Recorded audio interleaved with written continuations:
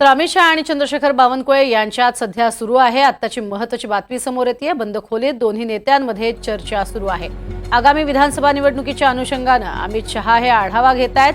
ही सूत्रांची माहिती समोर आलेली आहे, कारण आता महायुती झालेली आहे, 3 पक्ष एकत्रित आहेत आणि त्यामुळेच जागा वाटपाचं हिजत घोंगडं अजूनही तसंच आहे। अजूनही कोणतेही सूत्र समोर आलेलं नाहीये।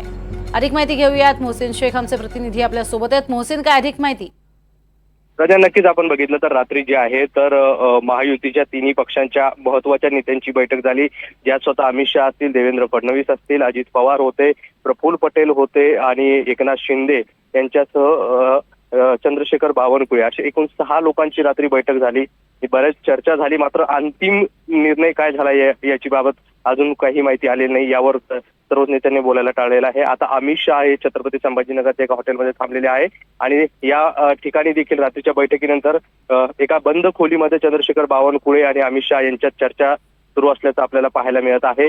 आगामी विधानसभा निवडणुका, राज्यातील परिस्थिती आणि मराठवाड्यातील जी परिस्थिती आहे किंवा मराठा आरक्षण असते, या सगळ्या मुद्द्यांवर दोघां नेत्यांमध्ये चर्चा होत असल्याची माहिती सूत्रांनी दिलेली आहे आणि या दोन्ही नेत्यांची बैठक आतमध्ये सुरू असल्याचं भाजपच्या पदाधिकाऱ्यांकडून सूत्रांनी दिलेल्या माहितीनुसार समोर येत आहे। बाकीचे नेते बाहेर बसलेले आहे आणि या दोन्ही नेत्यांमध्ये आतमध्ये चर्चा होत असल्याचं जे आहे तर माहिती मिळत आहे सध्या। नक्कीच, तुर्तास धन्यवाद या संपूर्ण माहितीसाठी मोहसिन।